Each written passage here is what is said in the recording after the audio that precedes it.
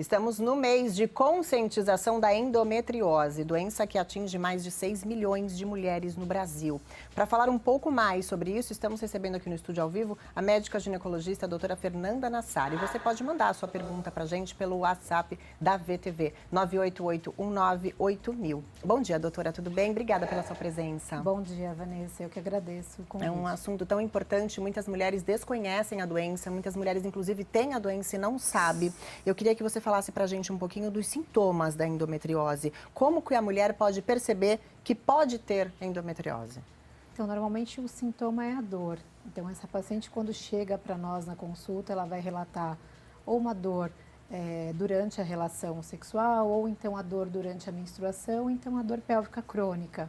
Então, basicamente, o sintoma é a dor. Tá, e o diagnóstico é muito difícil? Normalmente a mulher tem que passar por exames e muitas vezes até uma cirurgia para poder detectar a endometriose? Sim, o diagnóstico ele precisa ser feito por exames especializados. Então, hoje a nossa maior dificuldade aí é fazer com que essas pacientes tenham acesso a esses exames especializados por profissionais radiologistas especializados também. E após o diagnóstico, existe aí a seleção do tipo de tratamento que deve ser feito, ou um tratamento medicamentoso ou um tratamento cirúrgico, dependendo do grau da doença. Que existem graus também, né? A gente já vai falar um pouquinho sobre isso, que agora a gente já viu uma reportagem com casos de mulheres que têm endometriose e também um grupo que ajuda essas mulheres. Vamos ver. Romilda tinha apenas 16 anos quando as fortes dores começaram. Cólicas antes do período menstrual, no período e pós o período. As dores que tinha na região pélvica, tipo assim, você começa a andar, o teu quadril começa a doer e você não sabe o que é. Desmaios, eu desmaiava muito. Nossa, desmaiou por quê? As dores afastaram Vanessa ainda mais cedo da escola. Aos 12 anos ela foi reprovada e pouco saía de casa. Foi aquela adolescência trancada dentro de casa, vendo as amigas passear, fazer, e eu debilitada, muito debilitada. Começou com muita cólica, mal-estar, ficava muito mal. Somente 24 e 19 anos depois, a dona de casa e a pedagoga tiveram seus diagnósticos: endometriose. O meu médico, o Dr. Guilherme, pediu um exame e foi em 2016 que foi constatado realmente, mas olha quanto tempo, né? A descoberta trouxe o medo do que poderia ocorrer. Eu comecei a pesquisar e estudar e perguntar para os médicos realmente o que era endometriose, e eu fiquei muito assustada com o que poderia vir a acontecer, que é o medo de toda mulher, foco intestinal, você ter problema no seu intestino. Infelizmente aconteceu. A endometriose acomete mais de 170 milhões de mulheres dentro do mundo todo. Segundo as pesquisas, 20% delas têm apenas dor. 60% chegam a ter dor e infertilidade. E 20% delas se tornam inférteis. Por isso, quando uma porta se abre de apoio psicológico, é tão importante e se torna tão necessário na vida destas mulheres. Desde o início que a mulher ela descobre endometriose, ela precisa de um tratamento também psicológico, que abala muito o emocional. Nós temos casos de mulheres que já tentaram suicídios por não saber o que fazer, principalmente quando elas descobrem que elas podem ficar inférteis. Realmente causa aí infertilidade, né, doutora, como a gente estava falando aí dos sintomas, e atrapalha também a qualidade de vida, como a gente viu a Vanessa aí na reportagem falando que faltava na escola de tanta cólica, de tanta dor que ela sentia. É assim mesmo?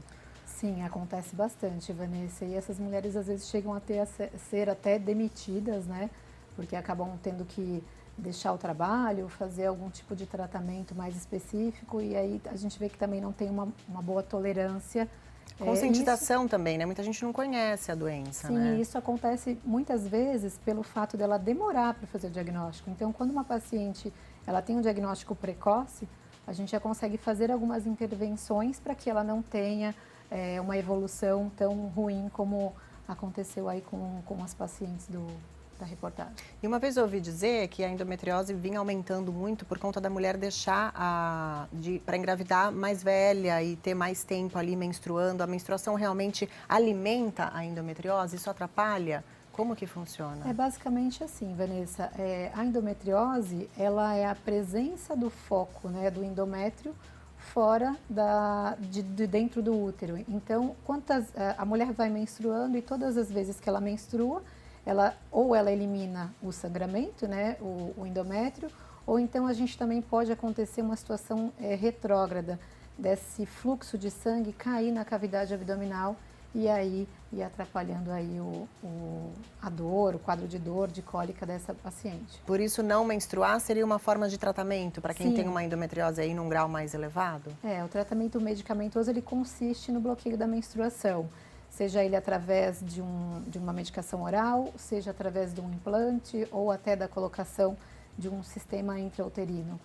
Tá. Tem um nome específico, comercial, que a gente sempre orienta durante as consultas. Bom, o ideal então é deixar a dica aí para o pessoal, para todas as mulheres que sentirem qualquer desconforto, qualquer dor, é bom procurar um especialista para ver se realmente tem a endometriose ou alguma outra doença, né, doutora? Sim, sim, o especialista é o ginecologista, no caso, e aí o ginecologista vai estar encaminhando para fazer os exames específicos. Tá, e bom, e aí é um assunto também que a gente falou que muita gente não conhece, que esse mês é dedicado à endometriose, o mês de março. Inclusive vai ter no sábado agora, dia 30, uma marcha pela conscientização da endometriose em 20 cidades do Brasil. E em Santos a concentração será ali na Marquise da Praia do Boqueirão, em frente à Avenida Conselheiro Nébias. Quem quiser participar às 9 horas da manhã estará lá para fazer parte dessa marcha aí. Tá chegando uma pergunta pra gente da Daiane de Cubatão. Tem 1 ano e meio que eu não consigo engravidar. Pode estar relacionado à endometriose, essa demora, doutora?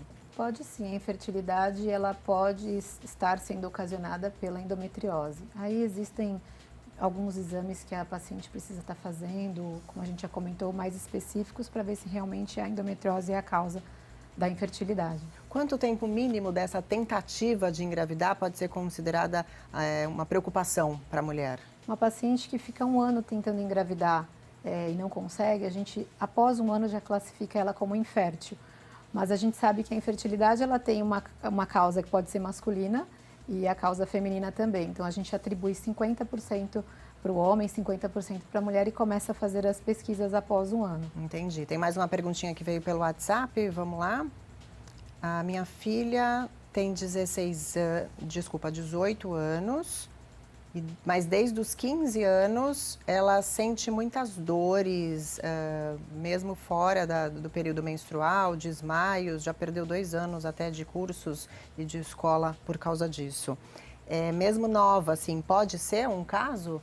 Pode ser casos de endometriose, sintomas? Pode, mesmo nova, ela pode ter já a doença, né, endometriose, mas o que a gente tem que sempre saber, Vanessa, não é porque a paciente tem dor que ela tem endometriose e nem sempre a endometriose dá dor.